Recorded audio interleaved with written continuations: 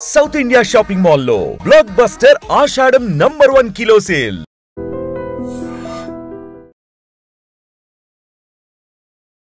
నమస్కారం, welcome to I dream. ధర్మ మార్గం విత్ విజిత కార్యక్రమానికి స్వాగతం.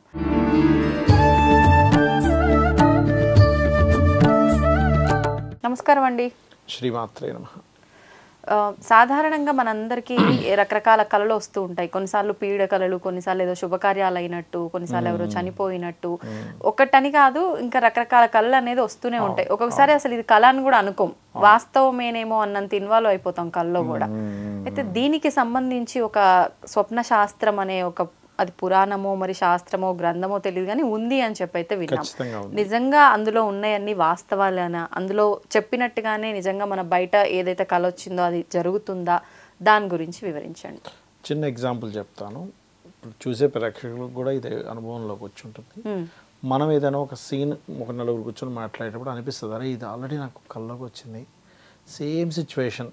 అవును, మీకు వచ్చిందా ఎప్పుడైనా? అనిపించింది. సేమ్ అదే పర్సన్స్, అదే లొకేషన్. అవును, ఇది ఆల్రెడీ నాకు కళ్ళలోకి వచ్చిందంట. కళ కూడా అనిపిది ఒక్కొక్కసారి, ఇదంతా ముందెప్పుడో జరిగినట్టు అనిపిస్తుంది అనుకుంటాం. జరిగింది అనిపిస్తుంది. అదేంటంటే ఆల్రెడీ మొత్తం రికార్డెడ్ యాక్చువల్గా ఎప్పుడు ఏం జరగాలనేది. అది స్వప్న రూపంలో ఒక్కొక్కసారి అదేదో ఫిలిం ముందుకి వెనక్కి వెళ్ళినట్టుగా వచ్చేస్తుంది మనకి. స్వప్నం అనేటువంటిది ఏంటంటే, ఇప్పుడు అట్లా వస్తుంది అన్నారు కదా, అన్నిసార్లు రాదు ఎందుకని? మరి కొన్నిసార్లు వస్తుంది, రోజు వస్తే ఇంకేం అసలు ముందే తెలిసిపోతాయండి. కాబట్టి ఏంటంటే స్వప్నము అనేటువంటిది ఏంటంటే, మీకు అమ్మవారు స్వప్న రూపంలో యాదేవి సర్వభూతేషు స్వప్నారూపేణ సంస్థిత, నిద్రారూపేణ సంస్థిత, లజ్జారూపేణ సంస్థిత, ఇట్లా చాలా ఉన్నాయి. అమ్మవారు ఏంటంటే కాపాడుకోవడానికి ముందుగా స్వప్న రూపంలో ఒక ఇండికేషన్ ఇస్తుంది. అంటే ఒక వ్యక్తి ఏదో ఒక బిజినెస్ పెట్టబోతున్నాడు, అంతా చెడు స్వప్నాలు వస్తున్నాయి అంటే నేను ఎక్కడో రాంగ్ స్టెప్ వేస్తున్నాను, సో నేను చూసుకోవాలి, చెక్ చేసుకోవాలి. స్వప్నాలు కానివ్వండి, శకునాలు అంటారు, మనం బయలుదేరేటప్పుడు శకునాలు కానివ్వండి, నిమిత్తము అంటారు, మేము ఆస్ట్రాలజీలో వాడతాం నిమిత్తం. అంటే నిమిత్తం అంటే ఎలా అంటే, ఒక వ్యక్తి అడిగాడు, జాతకం లేదు ఏం లేదు, ఏమంటే మాకు పెళ్ళి అవుతుందా అని. ఇలా చూడగానే ఇద్దరు జంట కలిసి వస్తున్నారు కూడా అవుతుందని చెప్పొచ్చు. అదే వ్యక్తి అడిగాడు, ఏమంటే మేము విడిపోతామా కలిసి ఉంటామా అని. నాకు ఒక సెంటర్ దగ్గరికి వచ్చి భార్య ఇద్దరు, ఆడ మగ ఇద్దరు విడిగా వెళ్ళిపోయారు సెపరేట్ రోడ్స్లో. అట్లా ఒకటి కాదు చాలా తీసుకోవచ్చు. 2 జంటలు ఉన్న పక్షులు ఒకటి ఎగిరిపోయి ఒకటి మిగిలిపోయింది అంటే ఇండికేషన్ అంటారు, నిమిత్తము అని. ఒకసారి ఇలాగే ఒకసారి నేను ఒక కాలేజ్ దగ్గర ఉన్నప్పుడు మా ఫ్రెండ్కి ఫోన్ వచ్చి ఇట్లా హెల్త్ బాగాలేదంట, అది లౌడ్ స్పీకర్లో పెట్టి వింటున్నాడు. ఇలా ఆకాశం వైపు చూడగానే మబ్బులన్నీ విడిపోయి సూర్యుడు బయటకు వచ్చాడు. నేను వెంటనే ఏం చెప్పానంటే, వెంటనే వాళ్ళకి ప్రాబ్లం క్లియర్ అవుద్దని చెప్పండి అన్న. అంటే ఒకసారి నేను మీకు ఫోన్ ఇస్తాను అని నాకు ఇచ్చాడు ఫోన్. అమ్మ ఇప్పుడు నిమిత్తం పరంగా సీరియస్ చాలా ఇంకా కష్టం అంటున్నారు, కానీ రేపటికి మొత్తం క్లియర్ అయిపోద్దని చెప్పాను. రేపటికి క్లియర్ అయిపోయింది. అయిపోయాక ఈ వ్యక్తి వచ్చి అడిగాడు, నేను ఎట్లా చెప్పాను, జాతకం లేదు కదా అంటే, దాన్ని నిమిత్త శాస్త్రం అంటారు. అంటే ఇప్పుడు మీరు చెప్పేటప్పుడు అక్కడ ఉన్న పరిస్థితుల్ని బట్టి వాళ్ళకి పాజిటివ్ అవుతుంది, నెగిటివ్ అవుతుంది, తెలిసిపోతుంది, ఖచ్చితంగా తెలుస్తుంది. ఆ ఇండికేషన్ వాళ్ళకి సంబంధించింది అనేది ఎట్లా తీసుకోవచ్చు? ఆస్ట్రాలజర్కి నిమిత్తం గురించి మనం సర్చింగ్లో ఉన్నప్పుడు అది చూపిస్తుంది, ఖచ్చితంగా చూపిస్తుంది. Okay okay. ఒకరోజు ఇట్లాగే వెహికల్ మీద వెళ్తుంటే ఒక అతను లోన్ వస్తుందా అండి అంటే, బస్ వెనకాతల రాసింది మనప్పురం గోల్డ్ అని సంథింగ్ వస్తుందండి అన్న. అట్లా ఏంటంటే ఒక్కొక్క ఇండికేషన్స్, దీని మీద ఒక పెద్ద స్టోరీ ఉంది నిమిత్తం మీద. అంటే స్వప్న శాస్త్రము, నిమిత్త శాస్త్రము, శకున శాస్త్రము. అంటే నిమిత్తాన్ని ఎలా తీసుకోవాలనే దాని మీద చిన్న స్టోరీ ఉంది, చెప్తాను నేను మీకు. ఒకసారి ఒక గురువు గారు వాళ్ళ శిష్యులందరికీ పాఠం చెప్తూ ఉన్నాడు, ఇలాగ జ్యోతిష్యము, నిమిత్తం, వీటి మీద. ఒక ఆవిడ పరిగెట్టుకొని వచ్చింది, ఏమండి మా అబ్బాయి పొద్దున్న వెళ్ళాడు కనిపించట్లేదు, ఏంటో అర్థం కావట్లేదు అనగానే వెంటనే శిష్యుడు లేచి అలా చెప్పి అలా వచ్చింది. అంతట్లో గురుపత్ని వచ్చి బావిలో బయటపడిపోయిందని చెప్పింది. వెంటనే శిష్యుడు ఏం చేశాడు, ఇంకేమైంది కట్ అయిపోయింది కదా, సో మీ పిల్లడు ఇంకా రాడమ్మా అని చెప్పంగానే చెప్పేశాడు అతను. గురువుగారు ఏమన్నారు, లేదు వెంటనే వస్తాడు మీ అబ్బాయి, వెళ్ళండి అనగానే శిష్యుడు అడిగాడు, ఏంటి సార్ మీరు కట్ అయిపోయింది కదా, తాడు బకెట్ కట్ అయిపోయాయి, మరి కట్ అయిపోవాలి కదా అంటే, కాదు వాటర్ ఈజ్ ది మూన్ అంటే చంద్రుడు, తల్లి కారకుడు.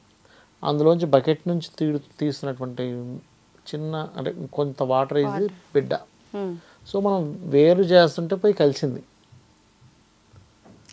కానీ ఇది మామూలుగా అయితే దీన్ని మనం నెగిటివ్ గా తీసుకోవాలి, ఫస్ట్ వాళ్ళన్నట్టుగా విడిపోయిందని. కానీ ఇక్కడ తల్లి బిడ్డకి సంబంధించింది, అదే భార్యాభర్తకి సంబంధించింది అయితే కట్ అయిపోతుంది తీసుకోవాలి. ఎందుకంటే భార్యాభర్త అనేటువంటిది ఏంటి, ఇద్దరు ఒకరికొకరు సహకరించుకుంటే పని జరుగుతుంది.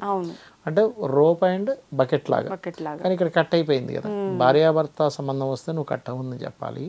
ఇక్కడ తల్లి బిడ్డ కాబట్టి చిన్న వాటర్ అనేది బిడ్డ అనుకో, పెద్ద వాటర్ అనేది తల్లి అనుకో, కట్ అయి కలిసింది కాబట్టి అని చెప్పినప్పుడు నిజంగానే సాయంత్రం కల్లా వస్తాడు. అట్లా అలా ఏంటంటే నిమిత్తము అనేటువంటిది ఉంటుంది. ఒకసారి ఇలాగే ఒక జ్యోతిష్కుడు, ఇప్పుడు కాదు నార్త్ సైడ్, వాళ్ళు అడిగాడు ఏమనంటే ఇతను ఏ ఊరికి వెళ్తాడు, ఏ దేశానికి వెళ్తాడని. వెంటనే ఆయన ఏం చేశాడంటే ఆస్ట్రేలియా అని చెప్పాడు. ఆస్ట్రేలియా అట్లా చెప్తాం, అసలు జ్యోతిషాస్త్రం పుట్టినప్పుడు ఆస్ట్రేలియా అనేది లేదు కదా, అంటే అప్పుడు ఈ పేర్లు లేవు, ఎట్లా చెప్పాడు అన్న. నిజంగానే ఆయనకి ఆస్ట్రేలియాకే ఆఫర్ వచ్చింది. ఆయన వచ్చి అడిగాడు, ఎట్లా చెప్పారు మీరు, ఎట్లా చెప్పారు, అందరు అడిగారు. అంటే ఆ రోజు సరిగ్గా నేను చెప్పేటప్పుడు పక్కనున్న వ్యక్తి ఆ ఆస్ట్రో లే అని అన్నాడు. సిగరెట్ ఇది ఉంటుంది చూసారా, ఆస్ట్రేలియా అంటే ఆ వేసేటువంటి తీసుకున్నాడు అనేటువంటిది వచ్చింది. ఆ నిమిత్తాన్ని తీసుకొని నేను ఆస్ట్రేలియా అని చెప్పాను అన్నాడు.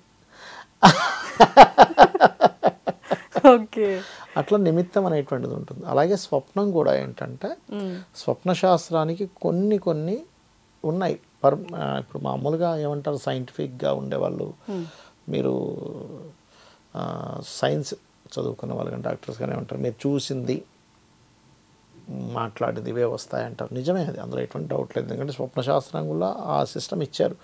చూసింది, మాట్లాడింది, అనుమానించింది, ఊహించుకున్నది, మీరు పొద్దున్నంతా చూసిన అనుభవం కళ్ళలోకి వస్తే దాన్ని తీసుకోవద్దని చెప్పారు. అనారోగ్యంతో ఉన్నప్పుడు వచ్చే స్వప్నాన్ని కూడా తీసుకోవద్దు పక్కాగా అని చెప్పేశారు. అంటే మనకు ఆరోగ్యం బాగాలేనప్పుడు ఉండేటువంటిది తీసుకోకూడదు. అలాగే ఏ సమయం నుంచి ఏ సమయం వరకు వస్తే ఎలాంటిది, రాత్రి 9 నుంచి 12 లోపల వచ్చింది, ఒక సంవత్సరం 6 నెలలు అవుతుంది, 12 నుంచి 3, ఒక 3 to 1 month, 3 నుంచి 5, ఒక 1 month లోపల, 15 days లోపల, తెల్లవారుజామున వచ్చింది, ఒక 10 to 7 days లోపల అయిపోతుంది. అంటే ఖచ్చితంగా అవుతుంది. మరి ఇప్పుడు నెగిటివ్గా, ఇప్పుడు అవుతుంది అన్నారు కాబట్టి నెగిటివ్గా వచ్చింది అనుకోండి, అది నెగిటివ్ అవుతుంది అని అనుకుంటాం, అది నిజంగా అవుతుందా? అంటే మీరు ఇంత ముందర టాపిక్లో అన్నిసార్లు అది నెగిటివ్గా వచ్చినా నెగిటివ్గా అవుతుందని చెప్పలేము అన్నారు. ఎగ్జాక్ట్లీ. మరి దాన్ని ఎలా అర్థం చేసుకోవచ్చు అంటారు? చెప్తాను. ఇప్పుడు ఇక్కడ ఏంటంటే ఏదైనా ఒక నెగటివ్గా వచ్చింది స్వప్నం, ఇది బాగా కంగారు పడ్డట్టుగా వచ్చింది, నిద్ర లేచి కాళ్ళు చేతులు నిద్రపోతే మళ్ళీ అది పాజిటివ్గా వస్తే ఆ స్వప్నం క్యాన్సిల్ అవుద్ది. ఇప్పుడు నెగిటివ్ని పాజిటివ్ని ఎలా కనిపెట్టాలో కూడా చెప్తా. కొన్నిసార్లు పాజిటివ్గా వస్తుంది, వాళ్ళకి మంచి పుష్పాలు వచ్చాయి, ఏనుగు ఆశీర్వదించినట్టుగా వచ్చింది, ఇట్లా చెప్తుంటారు, చాలా చెప్తారు. అలా వచ్చినప్పుడు మళ్ళీ నిద్రపోద్దని చెప్పింది, 3 or 4 వచ్చింది, లేచి చక్కగా స్నానపానాలు చేసుకొని పూజ చేసుకోవాలి. ఎవరికైనా నెగిటివ్గా వచ్చింది చాలామంది తెలియక తెల్లవారుజామున లేచి అందరికీ చెప్పేస్తారు, అలా చెప్పొద్దని చెప్పింది శాస్త్రం. నెగిటివ్గా వస్తే ఫస్ట్ మీరు పొద్దున్నే ఇంట్లో పూజ చేసుకొని ఆలయానికి వెళ్ళి దర్శనం చేసుకొని ఇంటికి వచ్చి మధ్యాహ్నం భోజనం తర్వాత చెప్పాలి. అది రూల్, స్వప్నానికి ఉన్నటువంటి రూల్. ఎందుకనండి అట్లా? ఒకవేళ చెప్తే అది మంచి అయితే మంచి ఫలించదు, చెడు అయితే చెడు ఇంకొంచెం ఎక్కువ అవుతుంది అంటారు. అంటే చెప్తే ఫలితం ఉండదని. రెండవది ఇంకోటి ఏంటంటే గజేంద్ర మోక్షం కానీ, లేకపోతే మనకి